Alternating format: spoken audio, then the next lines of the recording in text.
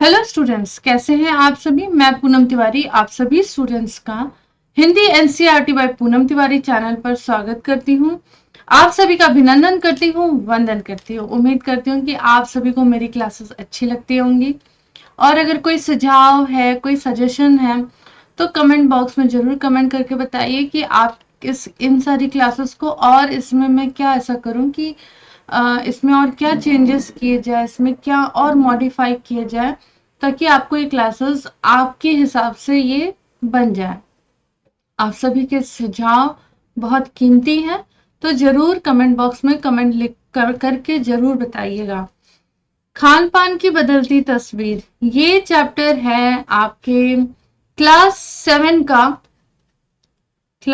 7 NCERT curriculum में वसंत भाग 2 से लिया गया है। खान पान की बदलती तस्वीर, ये है पाठ 14 और इसे लिखने वाले होते हैं श्री प्रयाग शुक्ल जी, जिनका जन्म 28 मई 1940 कलकत्ता पश्चिम बंगाल में हुआ था। तो इन्हें देख लीजिए, ये ऐसे दिखते हैं और हम लोग ये क्लास को यहाँ शुरू करते हैं। तो बेसिकली जो आज हम लोग ये चैप्टर पढ़ रहे हैं, खान पान की बदलती तस्वीर, ये पाठ आप लोगों का हिंदी साहित्य के जो विधाएं रही गद्य और पद्य, उसमें गद्य भाग में ये एक निबंध विधा है, निबंध की ये विधा है। तो ये जो आज हम पढ़ेंगे खान पान की बदलती तस्वीर, ये क्या है? निबंध है, निबंध विधा है ये। तो इसे लिखने वाले हैं श्री प्रयाग शुक्ल जी और इनके बारे में थोड़ा हम जानेंगे। इनका जन्म 28 मई 1940 कलकत्ता पश्चिम बंगाल में हुआ था। इनकी शिक्षा, प्रारंभिक शिक्षा तो तिवारीपुर जिला फतेहपुर और उत्तर प्रदेश में हुई और फिर स्नातक कोलकाता विश्वविद्यालय से। बाद में पहले बेसिक एजुकेशन इनका उत्तर प्रदेश फतेहपुर डिस्ट्रिक्ट में हुआ। जब बड़े हो गए तो इनकी जो हायर एजुकेशन है वो कोलकाता विश्वविद्यालय से हुई। इनका साहित्य में जो योगदान रहा, ये थे कवि थे, कथाकार थे, कला समीक्षक थे। इन्होंने कविताएं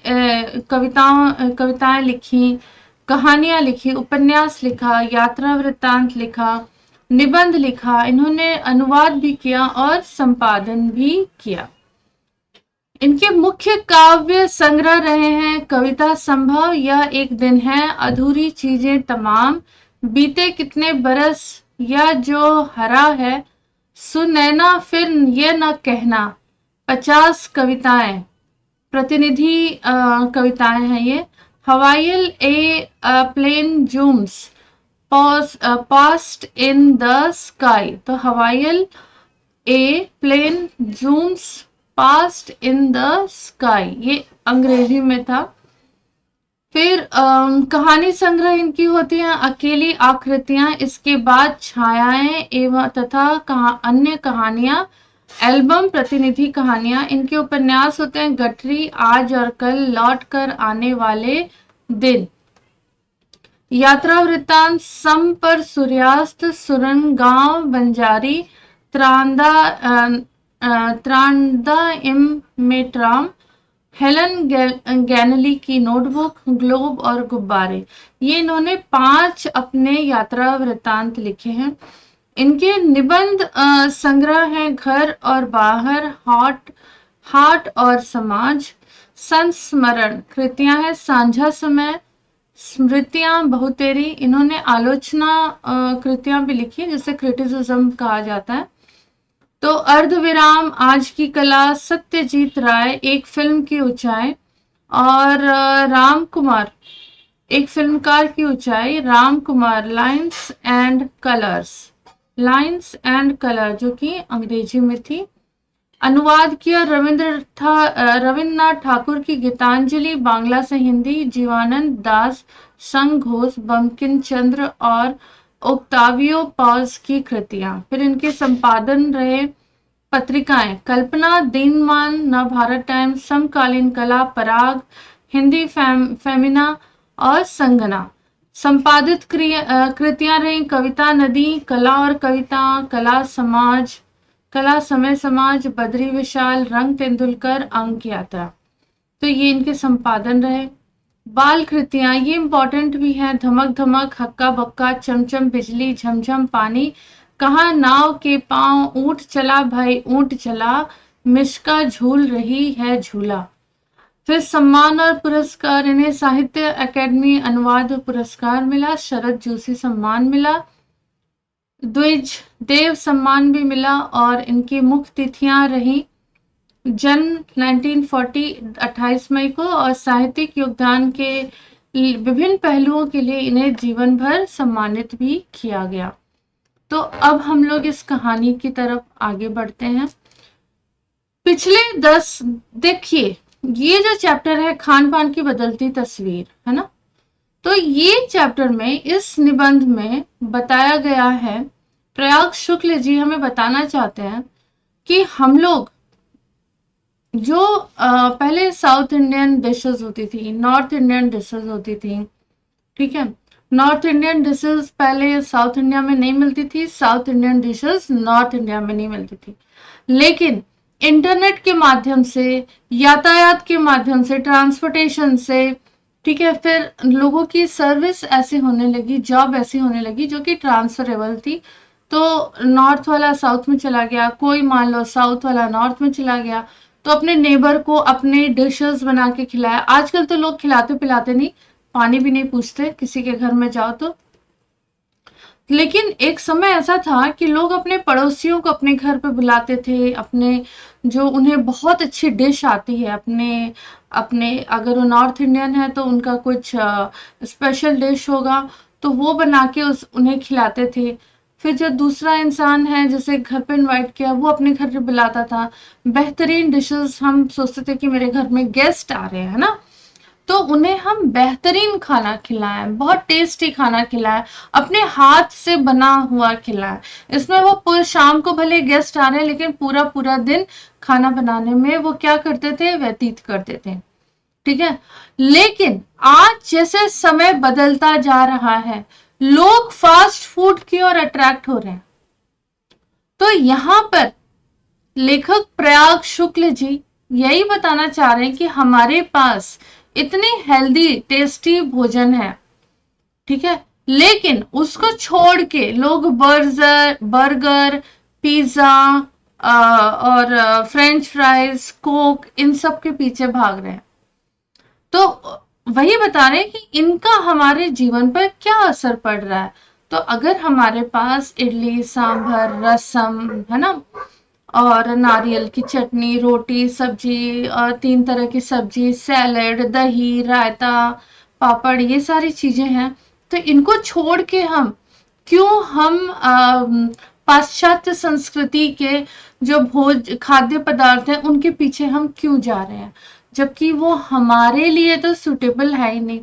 अब होता क्या है कि लोगों का डाइट जो रहता है, उनके स्थानीय लोगों का डाइट स्थानीय तरह का होता है।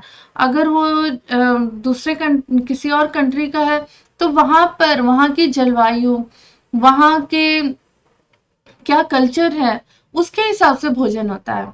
हम जहाँ रह रहे हैं, हमारे देश, हमारे वातावरण और हमारी जलवायु कैसी है, उसके हिसाब से क्या है, भोजन हमारे पास उपलब्ध है। तो हमें उस चीज को समझना है, ठीक है। तो उसी के ऊपर इस पाठ को, इस निबंध को लिखा गया है। पिछले 10-15 वर्षों में हमारी खान पान की संस्कृति में बड़ा बदलाव आया है। इडली, डोसा, सांबर, वड़ा, सांबर, रसम अब केवल दक्षिण भारत तक सीमित नहीं है, ये उत्तर भारत के हर शहर में उपलब्ध है। अब तो उत्तर भारत की जो ढाबा संस्कृति है, अब देखो यहाँ पर बताया गया है ढाबा संस्कृति कहाँ से आई है, कहाँ से इसकी शुरुआत हुई, तो ये उत्तर प्रदेश से हुई है। आज ये पूरे संपूर्ण भारतवर्ष में फैल चुकी है। अब आप कहीं भी हो, उत्तर भारतीय रोटी, दाल, साग, जो नॉर्थ इंडियन फूड है वो साउथ इंडिया में भी मिलता है, साउथ इंडियन डिशेस है वो नॉर्थ इंडिया में भी मिलती है। लेकिन जो फास्ट फूड है, इसको हम लोग हिंदी में बोले तो तुरंत भोजन का चलन अब बड़े बड़े शहरों में खूब बढ़ रहा है। अब आप कहीं हाईवे पर जा रहे हैं तो आपको मैकडी मिल जाएगा, है ना, फास्ट मील्स मिल जाएंगे। हाँ, और इस तरह से बहुत सारे हैं जो कि वहां पर स्नैक्स कॉर्नर करके आपको मिल जाएगा, वहां पर ये सारी चीजें आपको उपलब्ध है। इस फास्ट फूड फूड में बर्गर, नूडल्स जैसी चीजें शामिल हैं। एक जमाने में कुछ ही लोगों तक ये सीमित होती थी, चाइनीज नूडल। अब संभवतः किसी के लिए ये अजनबी नहीं रहे। 2 minute noodles, 2 minute Maggi, Maggi के लिए एडवर्टाइजमेंट आता था, 2 मिनट में बन जाती है। लेकिन क्या वो मैगी 2 मिनट में बनती है? नहीं बनती है। ये क्या है? एडवर्टाइजमेंट का तरीका है कि आप 2 मिनट में बना लो और खा लो, आपका पेट भर गया। पैकेट बंद रूप में कम से कम बच्चे बूढ़े सभी परिचित हो चुके हैं। इस तरह नमकीन के कई स्थानीय प्रकार अभी तक भले मौजूद हो, लेकिन आलू चिप्स के कई विज्ञापित रूप में तेजी से घर घर में अपनी जगह बना रहे हैं। पोटैटो चिप्स, एक जमाना था जब हमारी मम्मी, दादी, नानी, मौसी, चाची, ये सब लोग क्या अपने घर में ही चिप्स वगैरह बनाते थे। बारिश आया नहीं कि चावल के चिप्स, केले के चिप्स, आलू के चिप्स और अलग अलग तरह के चिप्स वो लोग बनाना शुरू कर देते थे। गर्मियों में पापड़ वगैरह बनाते थे कि ठंडियों में खाएंगे या साल भर इसे फ्राई करके खाया जाएगा। लेकिन आज समय के अभाव, पाश्चात्य संस्कृति को अपनाते हुए जो लोग आगे बढ़ रहे हैं, उनके पास इतना टाइम अब रह ही नहीं गया है। सब इंस्टेंट है, ब्लिंकिट से मंगा लिया, जोमेटो से मंगा लिया। आप मार्केट गए, ऑर्डर वहां पे मिलता है सब कुछ, आपने मंगा लिया 2 मिनट में। यहाँ तक कि रेडीमेड फूड पैक्स भी मिलते हैं। लेकिन क्या आप लोगों ने कभी सोचा है कि उसमें प्रिजर्वेटिव्स हैं जो हमारे हेल्थ के लिए कितना नुकसान करते हैं? तो ये सारी चीजें क्या हो गई हैं? नूडल्स हो गया, पिज्जा हो, अरे नूडल्स, मैगी, ये सब क्या है 2 मिनट में बन जाता है। आजकल तो आप लोगों ने देखा होगा, वो मैगी आता है, उसमें आप गर्म पानी डालिए, ठीक है, गर्म पानी डालिए, थोड़ी देर ढक के रख दीजिए, वो मैगी बॉईल हो जाएगा। तो सबको लगता है कि अरे इसमें तो ऑयल वगैरह है नहीं, ये तो अच्छा है, लेकिन वो नुकसान करता है। प्रिजर्वेटिव्स है उसमें, बहुत कुछ है जो कि हमारे शरीर के लिए वो हमारा शरीर उसको टॉलरेट नहीं कर सकता। अब देखो, गुजराती ढोकला, गाठिया भी अब देश में, अब गुजराती डिशेस जो हैं, खांडवा, ढोकला, है ना, ये सारे गाठिया, ये सब क्या है, ये अब गुजरात में ही नहीं मिलते, देश के कोने कोने पे मिलते हैं, कहीं भी मिल जाते हैं। फाफड़ा, खाखड़ा, है ना, हर जगह मिलते हैं। इसमें कई हिस्सों में, अब देश में कई हिस्सों में मिलते हैं। बंगाली मिठाइयों की बात की जाए तो बंगाली मिठाई पहले गुरेर, रसगुल्ला, संदेश, ये सारी मिठाइयाँ जो है, मैं उनकी पिक्चर यहाँ नहीं लगाई, भूल गई मैं, उसके लिए मैं आपसे माफी चाहूंगी। लेकिन ये सारी मिठाई के, रसगुल्ला, ये सब क्या है, ये पहले कोलकाता में ही मिलती थी, बंगाल में मिलती थी, लेकिन आज देश भर में मिलती है ना। वे कई शहरों की तुलना में अब अधिक, यहाँ हर एक स्टेट में मौजूद है, दुकानें हैं, वहां से आप मिल सकते हैं। अब जैसे दूसरे स्थानीय व्यंजनों की बात की जाए अन्य प्रदेशों में, जैसे कि अभी मैंने एक डिश लगाया, इसको सीडू बोलते हैं, सीडू। ये कहाँ पे मिलता है? ये हिमाचल प्रदेश का ना, वहाँ का बहुत ही मेन डिश है ये। तो ये स्टीम करके बनाया जाता है, तो इसमें ड्राई फ्रूट से बनाते हैं, या फिर पनीर का बनता है, या अखरोट का बनता है। तो ये सब क्या है, इसको इसको स्टीम कर देते हैं और इसको क्या करते हैं, घी के साथ डिप करके खाते हैं। तो ये आपको एनर्जी देता है बॉडी में। तो ये सारे डिशेस क्या हैं, स्थानीय जगह के हैं, दूसरे दूसरे स्टेट के हैं। अब वहां तो मिलते ही थे, लेकिन अब दूसरे स्टेट नहीं मिलते हैं। तो हम जिस स्टेट में रहते हैं वहां का तो हमारा भोजन हमें मिल ही रहा है, लेकिन अब इंटरनेट और ट्रांसपोर्टेशन और इन सब के बढ़ने से क्या हो गया, दूसरे स्टेट के खाने हमारे देश में भी हम भी बना सकते हैं अपने घर में। यूट्यूब पर देख के हमने उन डिशेस को बना लिया, उन व्यंजन को बना लिया। तो अब हमारे प्लेट में, हमारे घर में विविधता है भोजन की, है ना। अलग अलग तरह के भोजन हम घर में बना सकते हैं। कुछ चीजें और भी हुई हैं, मसलन अंग्रेजी राज तक। अब देखो 1947 तक अंग्रेज भारत में, हमारे इंडिया में रहे। उस समय तक ब्रेड का जो प्रचलन था वो क्या था, साहबी ठिकानों तक सीमित था। मतलब अफसर लोग खाते हैं, बड़े लोग खाते हैं ब्रेड। लेकिन अगर आज हम देखें तो ब्रेड आज सबके घर में है। कुछ लोग तो घर में भी ब्रेड बना लेते हैं। कुछ लोग मोस्टली हमारे देश में, हमारे हर जगह आप लोगों ने देखा होगा, हमारे देश में या विदेशों में भी ब्रेड क्या है, सुबह में नाश्ते में खा लिया, शाम के नाश्ते में खा लिया, कभी कभी रात के भी डिनर में खा लिया, अगर हमें कुछ खाने की इच्छा नहीं है, बनाने की इच्छा नहीं है, ठीक है। तो इस तरह से क्या है, उसका प्रचलन है।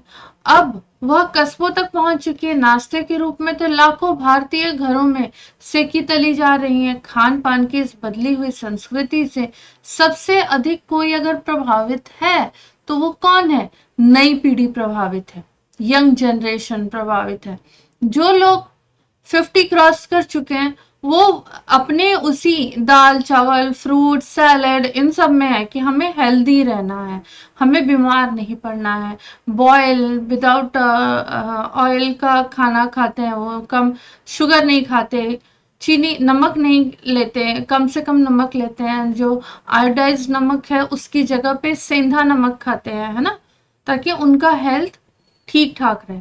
लेकिन जो यंग जनरेशन है, जो कि आपकी 15 ईयर्स से लेके या 12 ईयर्स से लेकर के और आपका 35-40 ईयर्स तक का जो ये जनरेशन है, इनको क्या है, ये बहुत अधिक प्रभावित है हमारी ब्रेड और आपका जो फास्ट फूड जो कल्चर है, इनसे बहुत अधिक प्रभावित है।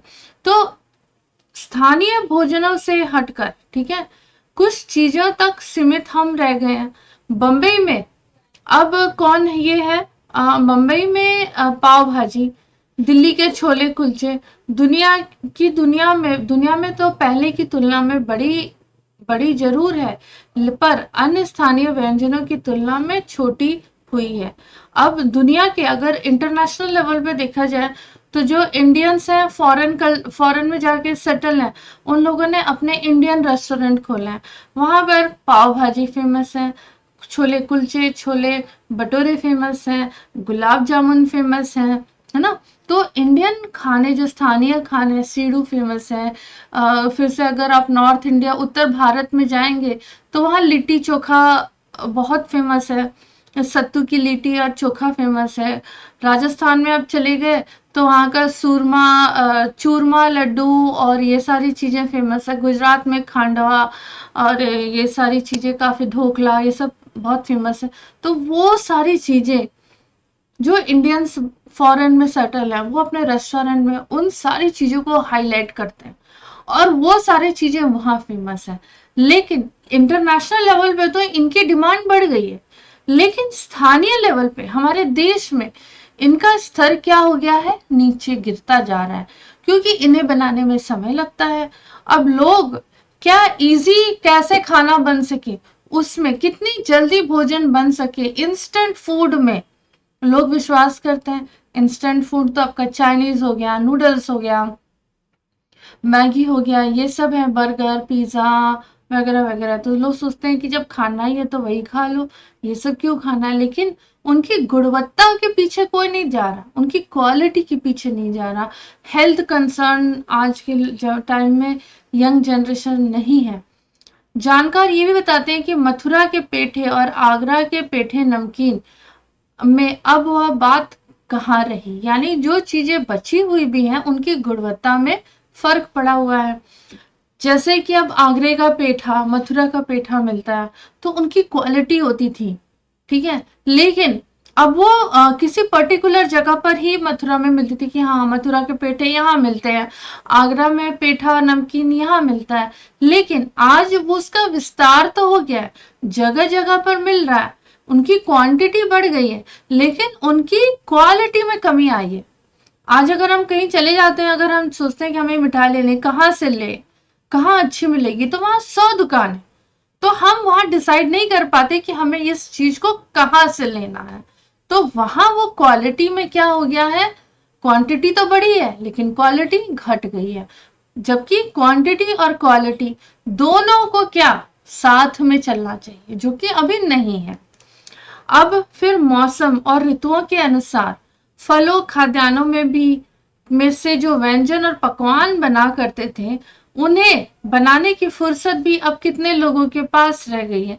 अब फ्रूट वेजिटेबल क्या होते थे, सीजनल होते थे, है ना। लेकिन आज क्या हो गया है, गोभी ठंडियों में मिलती थी, गाजर ठंडियों में मिलती थी, आज सारे सीजन में मिलती है, पालक हर सीजन में मिलती है, हर सब्जी हर सीजन में मिलता है एक्सेप्ट आम। आम भी मैंने एक कुछ दिन पहले देखा मार्केट में मिल रहा था। अब वो कहाँ से आते हैं, कैसे आते हैं, है ना। तो अब सीजन में क्या होता था, जैसे मटर का सीजन है अभी, तो लोग क्या करते थे, उसे साफ करके फ्रिज में स्टोर कर देते थे, 8-10 किलो स्टोर कर देते थे डब्बे में, और साल भर जब तक भी चलता था उसको यूज करते थे। लेकिन आज समय किसके पास है, आज समय के अभाव है। लोग गर्मियों में अचार बनाते थे, पापड़ बनाते थे, लेकिन आज क्या वो सब बन रहा है, नहीं। मार्केट में अवेलेबल है, लोग ले आते हैं, लेकिन उसकी क्वालिटी, वो टेस्ट, जो अचार हमारे माँ बाप मम्मी बनाती है, चाहे नानी बनाती थी, दादी बनाती थी, क्या वो टेस्ट आज आप मार्केट में ढूंढ सकते हो, नहीं मिलेगा। कितने भी पैसे लगा लो नहीं मिलेगा। तो क्या आज का जनरेशन उस ट्रेडिशनल फूड, उस ट्रेडिशनल कुजीन, उस ट्रेडिशनल अचार पापड़ को बनाने के लिए क्या तत्पर है, नहीं तत्पर है। वो सीखना भी नहीं चाहता है, क्योंकि उसे पता है अरे छोड़ो, मार्केट में अवेलेबल है। होली में गुजिया बनती थी, नमकीन बनते थे, दिवाली में गुजिया बनती थी, आज कोई बना रहा है, नहीं बना रहे। क्यों, समय का अभाव, मार्केट में इजीली अवेलेबल है, आप खरीद लो। अब जो हाउस वाइफ है ना, वो क्या हो गई है, वर्किंग हो गई है, तो उनके पास टाइम नहीं है। पहले ऐसा होता था कि खरबूजे के बीज को निकालकर उनकी मिठाइयां बनाई जाती थी। तो बीज को सुखाना, छीलना, फिर उसका मिठाइयाँ बनाना लोग पहले करते थे, जो कि बहुत हेल्दी होता था। उसकी जो भी रेसिपीज बनती थी बहुत हेल्दी होता था। लेकिन आज क्या है, लोगों के पास टाइम नहीं है। जो कुछ स्वीट डिश ऐसे होते थे जो मेवे के बनते थे, बादाम के बनते थे, काजू के बनते थे। आज हर एक चीज इतनी महंगी हो गई है कि लगता है कि चलो यार रहना दो, अब इसी से तो बनना है, तो ये तो इतनी महंगी हो रखी है तो इससे बनाएं क्या। तो उसकी वजह से भी ये सारे जो हमारी ट्रेडिशनल चीजें हैं, ट्रेडिशनल फूड है, ट्रेडिशनल स्वीट्स हैं, ये क्या होता जा रहा है, अब इनमें ये नीचे गिरता चला जा रहा है। ठीक है, यानी हम पाते हैं कि एक ओर तो स्थानीय व्यंजनों में कमी आई है, तो दूसरी ओर देसी विदेशी व्यंजन को अपनाया जा रहा है, जिन्हें बनाने पकाने में सुविधा हो। जटिल प्रक्रियाओं वाली चीजों तो कभी कभार व्यंजन पुस्तिकाओं के आधार पर तैयार की जाती हैं। अब शहरी जीवन में भागम भाग है, उसे देखते हुए स्थिति स्वाभाविक लगती है। फिर कमर तोड़ महंगाई ने भी लोगों की कई चीजों को धीरे धीरे वंचित कर दिया है। जैसे मैंने आप लोग को बताया कि कुछ स्वीट डिश होते हैं जो मेवे से बनते हैं, कुछ स्वीट डिश होते हैं जो जो कि अखरोट से बनते हैं, है ना। कुछ स्वीट डिश होते हैं जो बादाम से बनते हैं। इतने महंगे महंगे चीजें हैं, 1000 रुपए किलो बादाम है, 1200 रुपए किलो बादाम है। तो उन लोगों ने सोचा कि एक तो ऐसी महंगाई है, उस पर ये कब महंगा है, तो इसको बनाए क्या, छोड़ देते हैं। जिन व्यंजनों में बिना मेवे के स्वाद नहीं आता, उन्हें बनाने और पकाने के बारे में क्यों बार बार सोचना। और खान पान की जो मिश्रित संस्कृति है, उस इसके अपने सकारात्मक पक्ष भी हैं। अब गृहिणियों और कामकाजी महिलाओं को जल्दी जल्दी तैयार हो जाने वाले विविध व्यंजनों की विधियां उपलब्ध है। नई पीढ़ी को देश विदेश के व्यंजनों को जानने का सुयोग मिलता है। भले ही किन्हीं कारणों से, किन्हीं खास रूपों से यह भी सच्चाई है कि विविध व्यंजन इन्हें निखालिस रूप से उपलब्ध नहीं है। आजादी के बाद उद्योग धंधे नौकरियां तबादलों में जो विस्तार हुआ उसके कारण खान पान की चीजें किसी एक प्रदेश तक सीमित नहीं रही, वो एक प्रदेश से दूसरे प्रदेश में पहुंच गई। लेकिन बड़े बड़े शहरों के मध्य वर्गीय स्कूलों में जब दोपहर में टिफिन के वक्त बच्चे टिफिन लाते हैं तो उसमें अलग अलग जैसे जिनकी ट्रांसफरेबल जॉब है ना, तो वहां पर क्या होता है, कोई बच्चा हैदराबाद का है, उसके डैडी की पोस्टिंग आ गई जम्मू में, वहां चला गया, ठीक है। तो वहां पर जब अपने स्कूल में गया तो जब उसने लंच बॉक्स में अपने टिफिन खोला तो उसके टिफिन से इडली सांभर निकला, उसने अपने फ्रेंड्स के साथ शेयर किया। वहां के बच्चों ने अपने टिफिन खोला, वहां का राजमा राइस सब बच्चों को खिलाया। इससे क्या हुआ, कल्चर ट्रेडिशन एक्सचेंज हो रहा है, टिफिन एक्सचेंज नहीं हो रहा। टिफिन एक्सचेंज तो बस एक एक माध्यम है अपने ट्रेडिशन को शेयर करने का, अपने कल्चर को शेयर करने का। अब बच्चा घर जाता है, बोलता है मम्मी वो मेरी फ्रेंड जो बनी है वो आज राजमा चावल लाई थी, उसका राजमा तो बहुत टेस्टी था, उसका राइस बहुत टेस्टी था। अब जो वो बच्ची है वो घर गई, बोली मम्मी वो मेरी फ्रेंड आई ना बैंगलोर से, उसने मुझे इडली सांभर खिलाया था, वो बहुत टेस्टी था, वैसा सांभर तो मैंने खाया ही नहीं। अब उनके अगर पेरेंट्स मिलते हैं तो वो रेसिपी शेयर करते हैं, अपने अपने घरों में बनाते हैं। तो इससे क्या हुआ, विविधता बढ़ी, हमारे टेबल की विविधता बढ़ी, हमारे लंच की डिनर की विविधता बढ़ी। तो ऐसे क्या होता है, व्यंजनों का आदान प्रदान हुआ और व्यंजनों का विस्तार हुआ। हम खान पान में भी एक दूसरे को जानते हैं। इस दृष्टि से देखें तो खान पान की नई संस्कृति से हमें राष्ट्रीय एकता के लिए नए बीज भी मिल सकते हैं। बीज भली भांति तभी अंकुरित होंगे जब हम खान पान से जुड़ी दूसरी चीजों की ओर ध्यान देंगे। मसलन हम उस बोली बानी भाषा भूषा आदि को भी किसी न किसी रूप में ज्यादा बोलने जानने लगेंगे जो किसी खान पान विशेष से जुड़ी है। अब आपको कश्मीर में हो आपको राजमा अच्छा लगा, हिमाचल में हो आपको वहाँ का फूड अच्छा लगा, तो आप वहाँ रह रहे हो तो आपका वहाँ से उस स्टेट से इंटरेस्ट बढ़ता है, वहाँ के क्लाइमेट आपको अच्छा लगता है। तो हो सकता है कि वहाँ की आप बोल चाल को भी क्या करो, अपनी भाषा में उसको यूज करें, उसे बोलें, कुछ शब्दों को आप बोलें, वहाँ की भाषा को सीखने का प्रयत्न करें, है ना। तो उससे भी क्या हो गया, विविधता बढ़ रही है। इसी के साथ ध्यान देने की बात है कि स्थानीय व्यंजनों का पुनरुद्धार भी जरूरी है, जिसे अब एथनिक कहकर पुकारने का चलन है। अब देखो पहले क्या होता था, कुछ सब्जियां घी में बनती थी। पहले लोग ना ऐसा आपका जो रिफाइंड कुकिंग ऑयल है वो नहीं होता था, लोग डालडा यूज करते थे या सरसों तेल यूज करते थे। लेकिन जैसे उस समय की खान पान बहुत अलग था, लेकिन जैसे जैसे समय बदल रहा है हम लोग को क्या करना है, पुनरुद्धार करना है, मतलब उसमें थोड़ा मॉडिफाई करना है। जैसे डालडा में अब कोई खाना नहीं बनाता क्योंकि वो हेल्थ के लिए अच्छा नहीं है, तो हम क्या करते हैं, रिफाइंड ऑयल यूज करते हैं, सफोला गोल्ड, सफोला ऑयल, है ना। फिर हम उससे भी और आगे बढ़े तो ऑलिव ऑयल यूज करते हैं कि नहीं ये हेल्थ के लिए अच्छा है, तो पूड़ी कचौड़ी और ये सारी चीजें क्या हम उसमें फ्राई करते हैं, है ना। तो उससे क्या हो रहा है, उसका एडवांस हो रहा है, उसे हम मॉडिफिकेशन कर रहे हैं। तो इसी को जिन्हें अब हम क्या बोलते हैं, एथनिक कहते हैं। तो अभी मुझे लगता है कि हम लोग इतनी खाने पीने की बातें कर रहे हैं, जूस खाना पीना, तो सभी को भूख भी लग रही होगी सुन के। तो जो लोग फूडी होते हैं उन्हें तो भूख लग जाती है, नाम सुनते ही लग जाती है। ऐसे स्थानीय व्यंजन केवल 5 सितारा होटल के प्रचारार्थ नहीं छोड़ दिए जाने चाहिए। 5 सितारा होटलों में वे कभी कभार मिलते रहे और घर बाजारों में गायब हो जाए तो ये दुर्भाग्य ही है। अभी देखो समोसे कचौड़ियाँ जिलेबी, ठीक है, छोले भटूरे कुलचे, ये सब क्या है, ये पहले नॉर्थ इंडिया के गली गलियों में मिलते थे। मिठाइयाँ मिलती थी, ठीक है, बहुत कुछ ऐसा मिलता था, रबड़ी मिलती थी, सब कुछ मिलता था। लेकिन आज क्या है, वो सीमित होती जा रही है, खत्म होती जा रही है। अब सिर्फ ये सब 5 स्टार होटल तक ही सीमित हो गया, जबकि इनका तो विस्तार होना चाहिए और बढ़ना चाहिए। लेकिन अब ये क्या हो गया है, ये अब धीरे धीरे खत्म होते जा रहे हैं। तो ये क्या है, और इनका जगह कौन ले रहा है, फास्ट फूड ले रहे हैं, चाइनीज, कुजीन जगह ले रही हैं, burger, pizza, fast food, fast snacks ये सारे ले रहे हैं, जो कि सही नहीं है, ठीक है।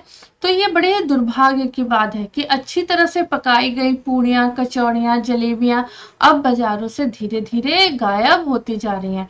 मौसमी सब्जियों से भरा समोसा, अभी अगर हम समोसे की बात करते हैं तो समोसा में हमें क्या याद आता है कि अच्छा हाँ समोसे के अंदर आलू होता है, लेकिन नहीं, समोसा में मिक्स वेज भी होता था, समोसा बनाया जाता था आपका गोभियों के भी समोसा बनते थे, जो कि पहले हर जगह फेमस थे, लेकिन आज कहीं नहीं मिलेंगे। अगर आपको गोभी का समोसा खाना है तो आपको कहाँ जाना पड़ेगा, कैलकटा जाना पड़ेगा, वहीं मिलेगा। तो अब ये सब चीजें क्या अभी खत्म होती है। मिक्स वेज का तो समोसा शायद ही कोई सुना हो, लेकिन बनता था, तो वो भी नहीं।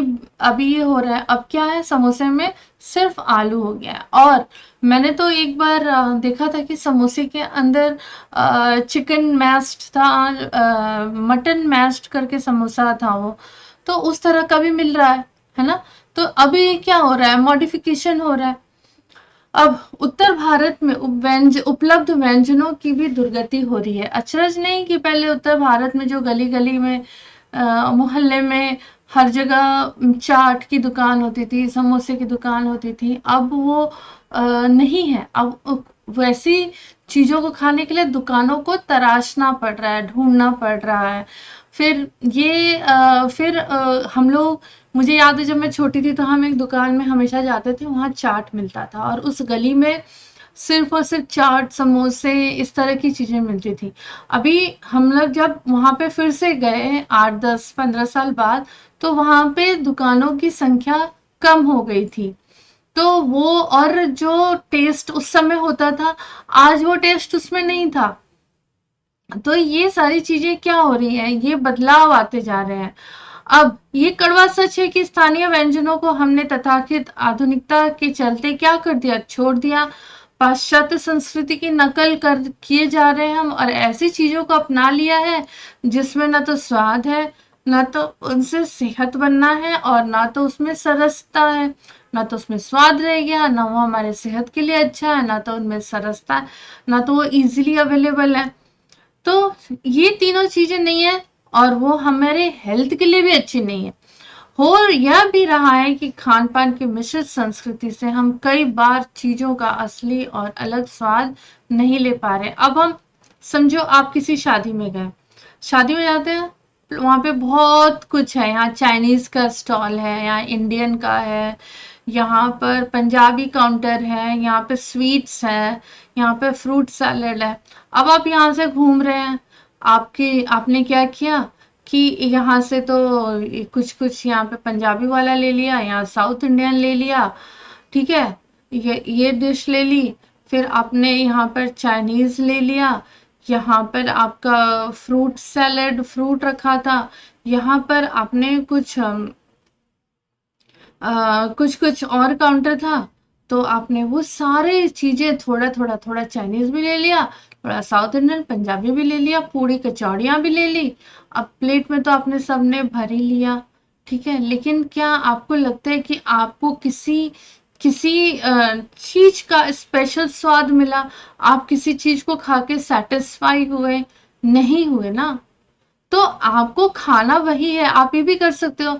आज आपने साउथ इंडियन खा लिया, शादी विवाह की बात नहीं कर रही हूँ, इन जनरल, आज आपने इंडियन खा लिया, कल साउथ इंडियन खा लिया, कल परसों चाइनीज खा लिया, एक एक दिन करके आप कुछ कुछ कुछ अलग अलग खा सकते हो, जिससे उसकी क्वालिटी बनी रहे, आपको उसके खाने का टेस्ट बरकरार रहे, वो हेल्दी भी हो, ठीक है। ऐसे सब मिली जुली प्लेट में आपने भर के खा लिया तो उसका क्या फायदा होगा, उसका तो कोई मतलब ही नहीं है, उल्टा आपके शरीर पर अलग असर करेगा।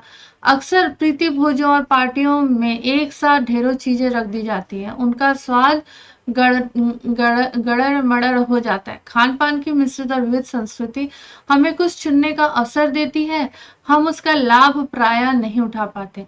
अब ये जो 3-4 काउंटर लगते हैं, ये इसलिए रखते हैं कि आपको अगर पंजाबी खाना है तो पंजाबी खाओ, चाइनीज खाना है तो चाइनीज खाओ, साउथ इंडियन खाना है तो साउथ इंडियन खाओ, या फिर आपको नॉर्थ इंडियन फूड खाना है तो वो खाओ। इसलिए चारों काउंटर नहीं रहते हैं कि आप यहाँ से थोड़ा लो, थोड़ा यहाँ से, थोड़ा यहाँ से, थोड़ा यहाँ से, और सब मिली जुली आप खा लो, वो आपका हेल्थ को नुकसान करेगा। कोई भी एक काउंटर पे जाओ, वहां का खाना लो और खा लो। इसलिए इतने सारे काउंटर्स शादी विवाह पार्टियों में रहते हैं, लेकिन हम उसका अर्थ नहीं समझ पाते। हम अक्सर एक ही प्लेट में कई तरह के और कई बार तो बिल्कुल विपरीत प्रकृति वाले व्यंजन ले लेते हैं। जैसे मैंने आपको बताया ना, 2 कुलचा ले लिया, ठीक है, और यहाँ पर आपने नूडल्स ले लिया मंचूरियन के साथ कि मैं ये भी खाऊंगी, मैं ये भी खाऊंगी, इसके बाद मैं फ्रूट सैलड खाऊंगी। जबकि फ्रूट सैलड जो होता है, फ्रूट सैलड हो गया, ये जो सैलड हो गया, ये आपको खाने के पहले खाना पड़ता है, खाना चाहिए, ताकि आप उसे अच्छे से डाइजेस्ट, जो भी आप खाना खाओ उसे आप अच्छे से डाइजेस्ट कर पाओ। लेकिन हम क्या करते हैं, सब मिला जुला के खा लेते हैं, और फिर हमको हो जाता है क्या, एसिडिटी, है ना। इसलिए खान पान की जो मिश्रित विविध संस्कृति बनी है, और यही लग रहा है कि यही और अधिक विकसित होने वाली है, उसे तरह तरह से जांचते रहना जरूरी है। तो बेसिकली प्रयाग शुक्ल जी ने अपने इस निबंध के जरिए हमें पौष्टिक आहार, पौष्टिक भोजन की ओर हमें हमारा ध्यान आकर्षित करना चाहा है, और पौष्टिक भोजन के लिए इम्पोर्टेंस को, हमें उसकी महत्ता को हमें हमारे सामने रखने की कोशिश की है। हमें बताना चाहा है कि हमारे हेल्थ के लिए, ठीक है, हमारे टेस्ट के लिए और सिंप्लिसिटी के लिए क्या जरूरी है, क्या हमें खाना चाहिए, ये इम्पोर्टेंट है। लेकिन हमारे प्लेट में बहुत कुछ रहता है, रोटी रहती है, दाल रहता है, सब्जी रहता है, चावल रहता है, चटनी रहता है, सैलड रहता है, अचार रहता है, पापड़ रहता है, सभी में कुछ ना तो कुछ पौष्टिक चीजें हैं। हम उस थाली को छोड़ के हम पिज्जा बर्गर की ओर जा रहे हैं जिसमें केमिकल है, और वो हमारे शरीर को अंदर से खोखला करते जा रहा है। मुझे तो लगता है कि उसमें कुछ ऐसी चीजें रहती हैं जो कि हमें बार बार उसे खाने पर मजबूर करती हैं, हमें उसकी आदत लगती जाती है। तो हमें अपनी इस आदत को रोकना चाहिए, अपने जीभ पर कंट्रोल करना है, क्योंकि शरीर हमारा है, ये डस्टबिन तो है नहीं, है ना, कि जो मन में आया डाल दिया, जिसको जो मन में आया वो कचरा कहीं भी फेंक दिया। तो अपने शरीर को, आपकी शरीर एक पूंजी है, उसे संभाल के रखिए। क्या जरूरी है वही खाइए, क्या नहीं जरूरी है मत खाइए। तो ये सारी चीजें आज मैंने आप लोगों को बताई, जो कि प्रयाग शुक्ल जी ने बहुत ही खूबसूरत निबंध लिखा। मुझे उम्मीद है कि आपको ये चैप्टर पसंद आया होगा और इसके सारे इंपॉर्टेंट पॉइंट समझ में आए होंगे। इसके बाद हम मिलेंगे इस चैप्टर के प्रश्नोत्तर के साथ में। तब तक हंसते रहिए, मुस्कुराते रहिए, खिलखिलाते रहिए, पढ़ते रहिए और मेरे चैनल पर बने रहिए। चैनल, मेरी क्लास अच्छी लगती है तो चैनल को लाइक करिए, सब्सक्राइब करिए और कमेंट करिए और शेयर जरूर करिएगा। धन्यवाद।